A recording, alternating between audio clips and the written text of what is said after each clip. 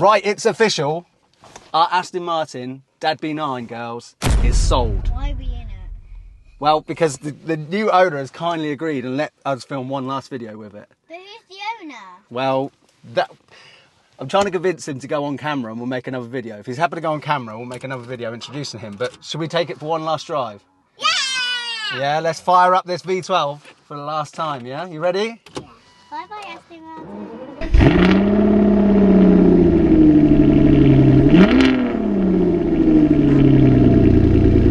So yes, I've owned this incredible Aston Martin for over 2 years now, done nearly 12,000 miles in it, using it as my daily dad car, spent thousands in maintenance. So would I recommend that you buy yourself a DB9? Is the DB9 a usable daily, really? Let's find out. My name's Ben, and welcome to Dadcars.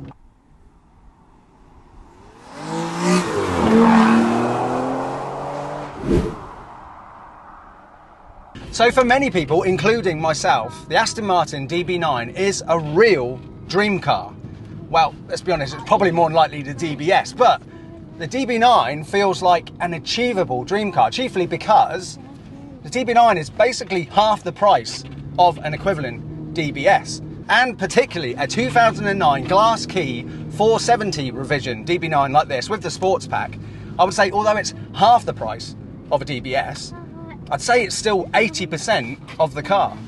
But there are equally lots of car enthusiasts out there who have long dismissed the DB9. You know, thinking that it's a bit dated looking, thinking that it's going to be a bit of a wallowing wafter.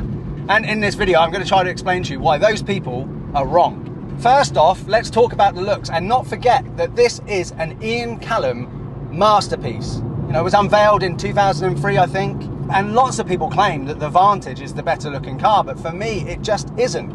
You know, that is the smaller Aston. This is the core design that Ian Callum came up with, which launched the whole V8 platform. And, you know, the DBS, the Vanquish 2, everything was built on this 2+2 platform, the V12. And I also think in reality, a reason why a lot of people go for a Vantage over one of these is because they think it's going to be cheaper to run. You know, smaller engine, a V8 rather than the V12. But I think in actual fact, the difference really is going to be negligible because, you know, a lot of the sort of maintenance running costs, things that I've experienced whilst owning this car have been sort of electrical module related, you know, operationally. And, you know, all of that stuff still cost exactly the same in a Vantage. But you don't get this V12 unless you're willing to part with double the money in a Vantage. And speaking of the V12, right girls, national speed limit. You ready? Heads back. Oh, God. Is that faster than you remember? Oh, I'm going to miss this V12 so much. My first V12. Look, and to anybody watching this, I just feel like as a car enthusiast, as a fan of big, large capacity engines, come on, it was so important to me to own a V12. And honestly, a DB9, I think, is one of the coolest and most affordable V12s that you could buy that's still very desirable and something that you could be really proud of owning. And they're not going to make cars like this anymore, are they? Take, for example, the DB12. DB12 has got a V8 and it's going to probably cost you £250,000 whereas you could get yourself a 6-litre naturally aspirated V12 Super Tourer like this for £30-something thousand. Girls, what do you think of this car? Have you enjoyed having this for the last couple of years? Yeah. Yeah, you're going to miss it? Yeah. But it is a bit squishy in the back there, isn't it? Yeah, very squishy. It is. Isn't. Oh, you don't think... Do you not mind the fact it's a little bit squishy in the back? No. Do you think that the car is so special that it's worth compromising a little bit? Yeah? You love this car, don't you, sweetie?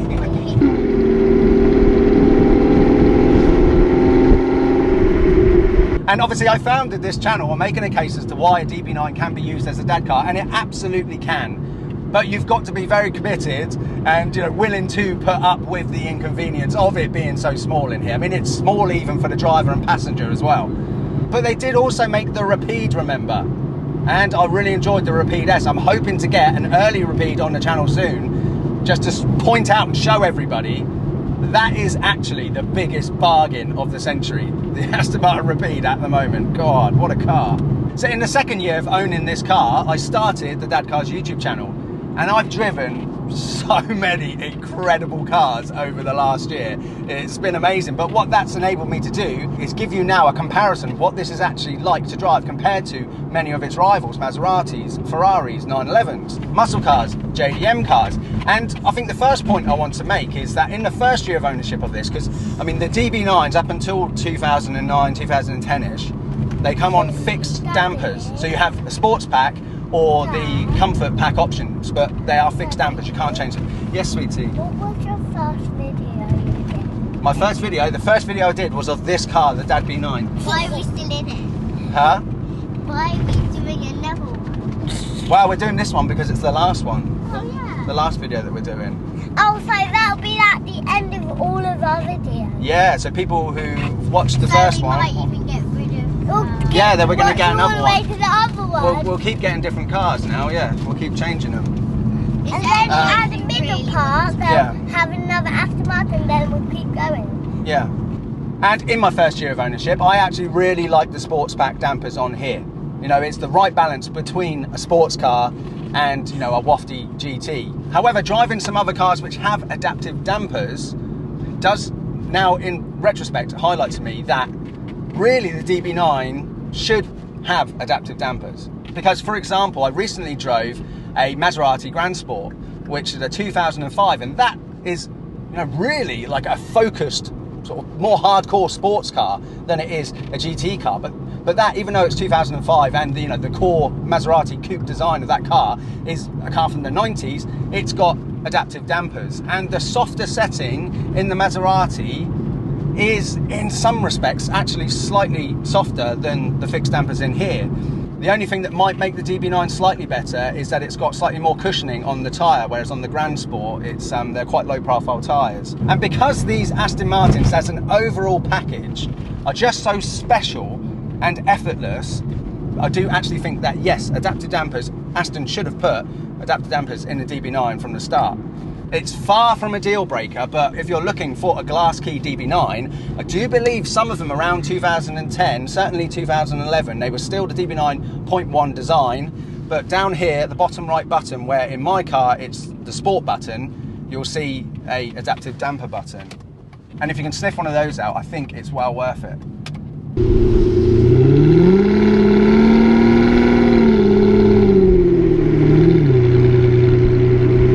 The next thing worth mentioning is steering. Now, where I've been such a lucky boy, driven a lot of Italian cars over the last year, I have discovered just how much I love Italian steering, you know, on a good Maserati or a good Ferrari. The steering in cars like the Maserati Grand Sport, the Ferrari F12, the Ferrari FF, it's just so fast and nimble. And it's not quite like that in an Aston Martin. You know, in an Aston Martin, it's got a nice weight to it, but it's still just very effortless and precise in an Aston. But it suits the nature of these cars so well, and sort of wrapped in with everything else, it just works.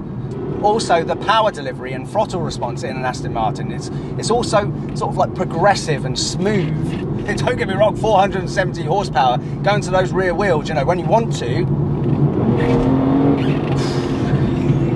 it's got so much power, but it's the smoothness of the delivery, again, just fits the nature of these Astons so well. But all of these things combined really make these cars so effortless and approachable to drive. You know, this car, my wife has driven quite a number of times over the last couple of years, and it's not a car that she gets worried about driving. It's a very easy car to drive. I think anybody could drive a DB9 once you've explained to them the fly-off handbrake. And the surprising star of the show for me with this car is this ZF 6-speed torque converter gearbox. Now, I never thought I'd say this about an auto, but this box is wonderful and just so suits the nature of these Astons. Now, in the 2009 glass key revision, you get the Touchtronic 2 box, which makes the gear changes smoother and quicker. And look, I can say when you've got it just in normal drive mode without the sports button pressed, honestly, you do just waft around in here and you don't even notice the gear changes. It's all so lovely and smooth, and the car will keep you in a super high gear so that this naturally aspirated V12 is giving you the highest miles per gallon as well. Now, if you press the sport button, what happens is it will hold the gears longer whilst in automatic mode. Also, it will be keener to shift down and react when you're giving it a bit more throttle input.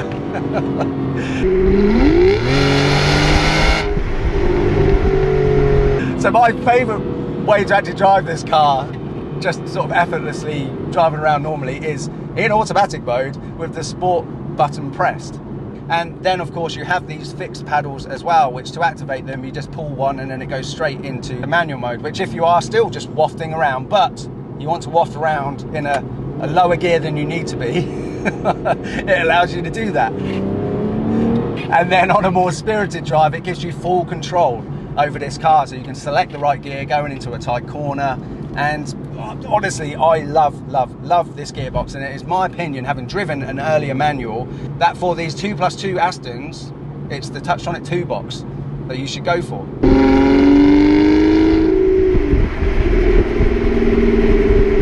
So what is this actually like as a daily? Well, in nearly 12,000 miles, I don't need to drive every single day, but this is effectively been my daily for the last over 2 years. And honestly, it's exceptional.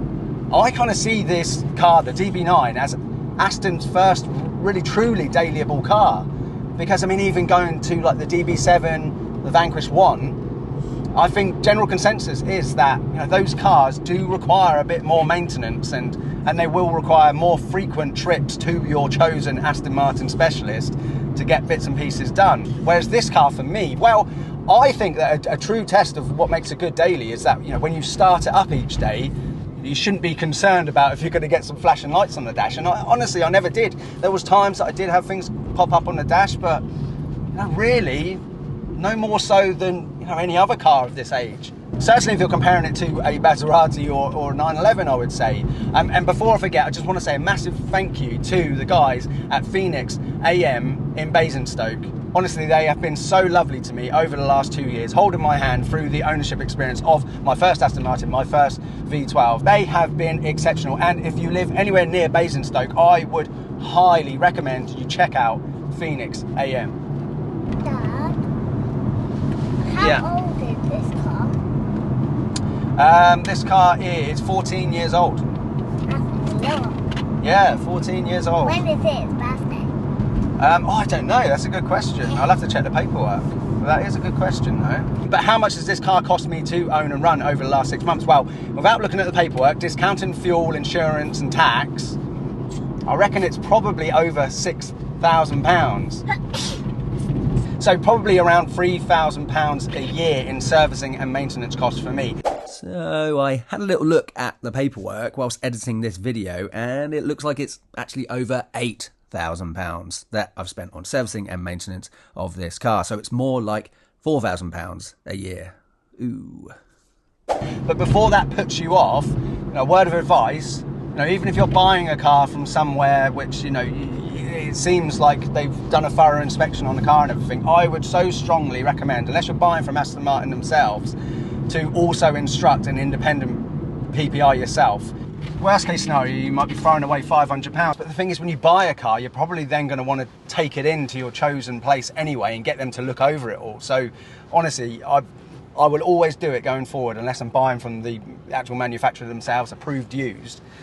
It's just pay for a PPI. I know it can be a pain sometimes.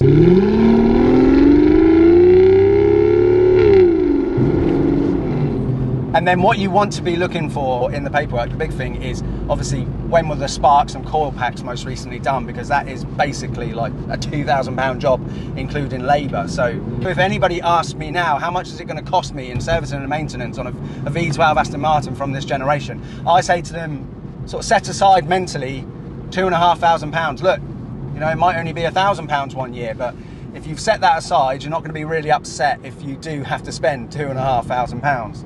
The only other negatives I can think of using this as a daily, miles per gallon, so around town you're going to be getting low teens, but on a run I can achieve over 20 miles per gallon in this, which really, when you think about it, you know, a diesel SUV these days can get 30 miles per gallon. So, but the over £4,000 that I've probably spent in fuel on this car, honestly, every single penny of it has been worth it to drive around in a naturally aspirated V12 that sounds as incredible as this does.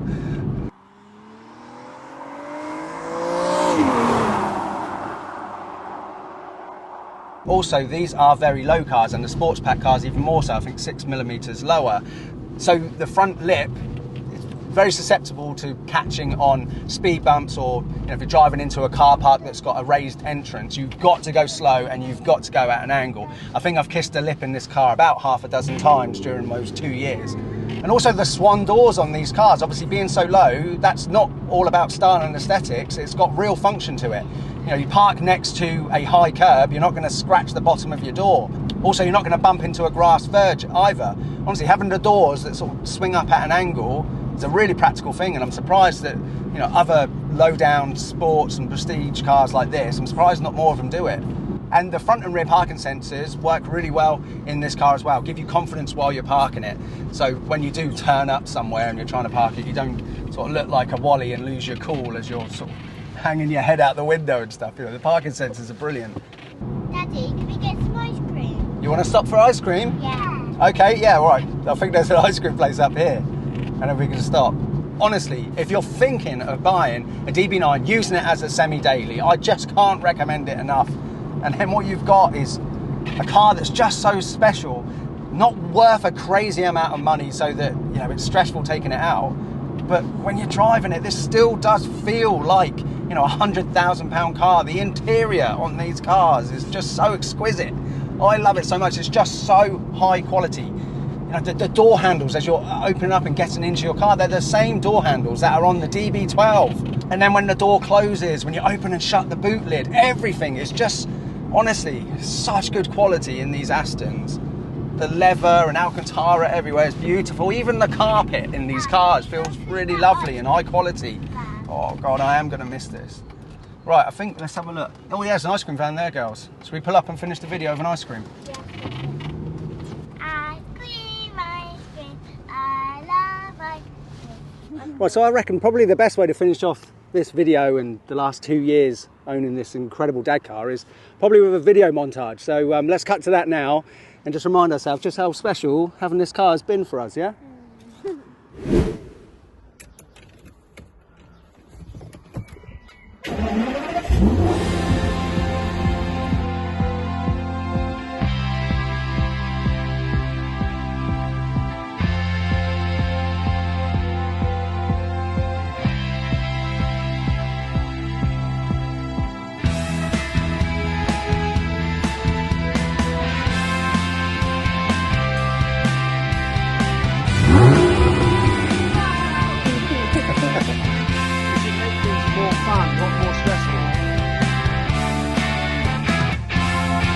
Just had one massive service bill. Oh.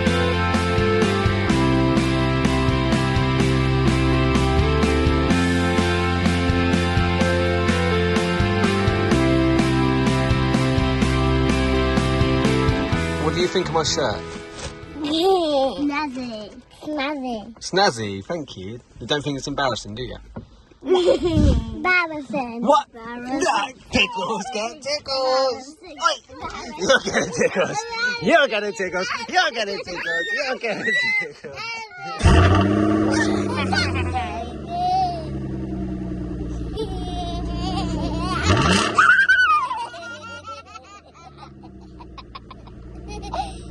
Make sure you subscribe to the channel and hit the bell icon because I will be revealing what is my next dad car very soon.